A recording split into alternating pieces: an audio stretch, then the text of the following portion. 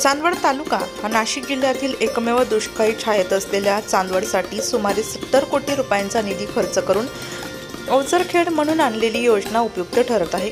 नगर परिषदेच्या या जलकुंडातून चांदवड ग्रामीणसाठी देखील टँकर सुरू असल्याने शहरासाठी असलेली ही योजना ग्रामीणसाठी संजीवनी ठरत असल्याचे माजी नगराध्यक्ष भूषण कासलीवाल यांनी सांगितले। तसेच चांदवड शहर तालुक्याला ओझरखेड धरणातून पाणी पुरवठा होतो। तत्कालीन आमदार दिवंगत जयचंद कासलीवाल यांनी ओझरखेड धरणातून चांदवडसाठी पाणी आणल्यानंतर ते 33 गावांसाठी आज 70 गावांसाठी कार्यरत आहे। मध्यंतरीच्या काळात चांदवड शहरासाठी आपण सुमारे 70 कोटी रुपयांचा निधी खर्च करून ओझरखेडमधून पाणी उपलब्ध करून देऊ शकलो। नगर परिषदेच्या 5 जलकुंभातून चांदवड ग्रामीणसाठी देखील आता टँकर सुरू असल्याने शहरासाठी असलेली ही योजना ग्रामीणसाठी देखील उपयोगी ठरत असल्याचेही भूषण कासलीवाल यांनी सांगितले। मी सर्वात प्रथम माननीय उपमुख्यमंत्री देवेंद्र फडणवीस साहेब, त्याचप्रमाणे माननीय गिरीश भाऊ यांचे मी आभार मानेन का त्यांच्यामुळे चांदवड शहराला ही पाईपलाईन मिळाली आणि एक संजीवनी ठरली। कारण की त्यांनी जेव्हा ही पाईपलाईन ते जेव्हा मुख्यमंत्री होते तर त्यांनी ही पाईपलाईन आम्हाला मंजूर करून दिली। त्यामुळे आज नवीन चांदवड शहराला एक नवीन पाईपलाईन मिळाली। चांदवडला 1997 ला माझे वडील कैलासवासी जयचंद कासलीवाल हे असताना 44 जेव्हा पाणी पुरवठा योजना झाली, त्यानंतर आज त्याच्यावर 72 गावं पाणी पित आहे। त्यानंतर आज 22 वर्षाचा कालावधी गेला आणि 22 वर्षाच्या कालावधीनंतर आज चांदवड शहराला जी लोकसंख्या 45,000 पेक्षा जास्त आहे, अशा शहराला एक नवीन पाईपलाईनची गरज होती आणि ह्या माध्यमातून ती आम्ही पूर्ण केली। माझ्याबरोबर त्यावेळेस असलेले सर्व सहकारी यांनी मला मदत केली आणि त्यामुळे आम्ही तो ठराव, त्या पद्धतीची सगळी प्रक्रिया पूर्ण केली आणि आज शहराला जी 24 तास 7 दिवस असणारी पाणी पुरवठा योजना ही पूर्णत्वास आलेली आहे। मी नक्की मानेल का आपल्या काही शहरातल्या काही लोकांची ही आजही भावना आहे का 24 तास कुठे चालू झाली। आपणच ज्या पद्धतीने शहरामध्ये काम करतो आहोत तर त्याच्यामध्ये आपण हे बघितलं पाहिजे का बा 24 तास करत असताना ज्या गोष्टींना अडथळे येतात ते कोण आणतायत? आपलीच लोक आणतायत। आपल्या लोकांना त्याच्यातली माहिती नाही। वारंवार प्रशासनाने हे आपल्याला समजून सांगितलं आहे का बा ही योजना करत असताना, मीटर बसवत असताना 2000 रुपयापेक्षा जास्त वर्षाला तुम्हाला बिल येणार नाही। 1100 रुपये आपण वर्षाला 23 वर्षापासून 1100 रुपये पाणीपट्टी भरतोय।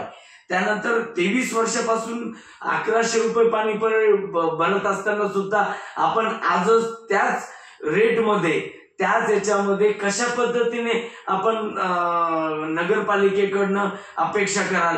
तरीही आम्ही अशा योजना त्याच्यामध्ये आणल्या ज्या आजपर्यंत कोणी त्याचा विचार केला नाही। आम्ही 600 किलोवॅटचं सोलर पॅनल बसवलं, ते येणाऱ्या 1 महिन्याच्या आत ते पण कार्यान्वित होणार आहे।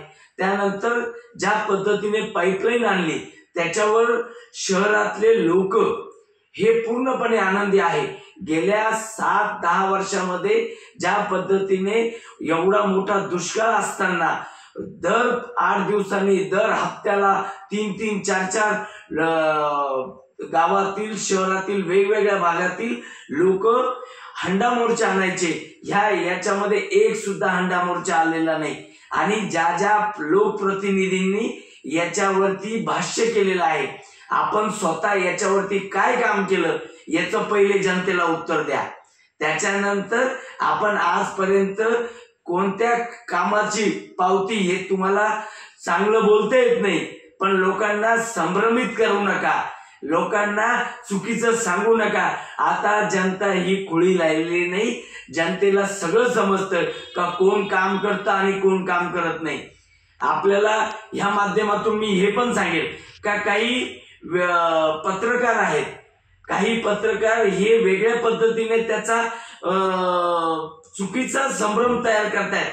अहो, तुम्ही चांगलं लिहू शकत नाही, वाईटामध्ये तर तुम्ही आजपर्यंत हे का लिहू शकले नाही कबा एकही मोर्चा आज चांदवड नगर परिषदेवर नाही, एकही पाण्याचा दुर्भाष नाही.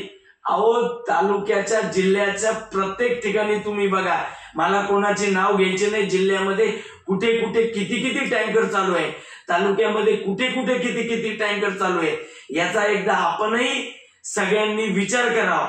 मी जास्त बोलणार नाही, पण मी या माध्यमातून आपल्याला एवढंच सांगेल का सरकार असल्यानंतर ज्या पद्धतीने कामं झाले, ज्या पद्धतीने चांदवड शहराचा विकास झालेला आहे तो आजपर्यंत कुठेही झाला नाही. आणि आज आम्ही 24 तास 7 दिवस हे आम्ही प्रशासनाच्या पाठीमागे लागून तेही पूर्ण करण्याच्या तयारीत आहोत. लवकरच जसंही इलेक्शन संपेल, लोकसभेची जसंही आचारसंहिता शिथिल होतील, त्यानंतर आम्ही तात्काळ 24 तास 7 दिवस पाणी पुरवठ्याकडे जाणार आहोत. आणि याच्यासाठी चांदवड शहरातील सुज्ञ नागरिक यांचे माझ्याबरोबर आशीर्वाद आहेत, त्यांची मला साथ आहे. मी 1-2 लोकांचा विचार करत नाही आणि 1-2 लोकांनी काही चांदवडची प्रगतीकडे थांबवणार नाही. चांदवडची प्रगती ही 1 नंबर होणार आहे. महाराष्ट्रामध्ये चांदवड शहर हे 1 नंबर राहील याची मला खात्री आहे. या माध्यमातून आपण माझे जे विचार घेतले त्याबद्दल मी आपले खूप खूप धन्यवाद. मात्र विरोधकांचे असे वाटते की पाणी पुरवठा योजना ही कागदावरच आहे व देखावा झाली आहे, याबाबत काय सांगाल? जर पाणी पुरवठा ही कागदावरच असती तर आजपर्यंत एकही मोर्चा का आला नाही याचं उत्तर समोरच्यांनी द्यावं. त्याचप्रमाणे आजपर्यंत चांदवड शहराला ही पाणी पुरवठा योजना असताना सुद्धा आम्ही आज 50 टँकर ते 100 टँकर हे तालुक्यातील बाकी गावांना आम्ही देतो आहोत. आम्ही देतोय म्हणजे मी देत नाहीये, प्रशासनाला आम्ही विनंती केली, कलेक्टर साहेबांना विनंती केली का आपण आम्हाला ह्या योजनेमधून आम्हाला ही टँकर द्यावे, जेणेकरून तालुक्यातील कुठलीही व्यक्ती ही पाण्याच्या पिण्यापासून वंचित राहू नये. ही जर कागदावर असती तर पाणीच मिळालं नसतं, रोज लोक आली असती, रोज लोकांनी मोर्चे काढले असते. आपण स्वतः मला ही विनंती आहे का आपण एकदा ओझरखेड धरणावर जावं, त्याच पद्धतीने जिथून टँकर भरतायत चांदवड तालुक्याच्या गावांसाठी जे टँकर भरतायत त्याचं लाईव्ह आपण दाखवावं. त्याप्रमाणेच ओझरखेड धरणाचा पाणीसाठा अल्प दारात असल्याने चांदवडकरांना पाणी जपून वापरावे असे नगर परिषदेचे मुख्य अधिकारी ताठे यांनी सांगितले. सध्या चांदवड शहराला ओझरखेड धरणातून पाणी पुरवठा होतो. मागील वर्षी पाऊस कमी पडला होता आणि या वर्षी अजून पाऊस आलेला नाही.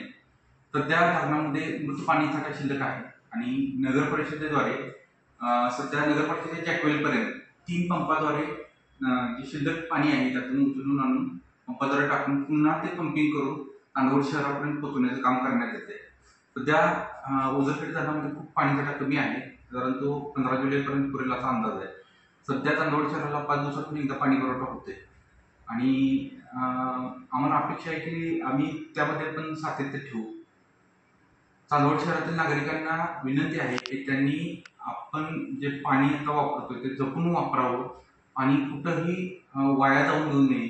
जर नळाला तोट्या नसतील किंवा तर ते तोट्या बसवून घ्याव्यात आणि पाण्याचा अपव्यय टाळावा, जेणेकरून भविष्यात जर समजा पाऊस वगैरे लांबला हे पाणी आपल्याला पुरवता येईल. नाशिक लोकशाही न्यूजसाठी देविता जाधव, चांदवड.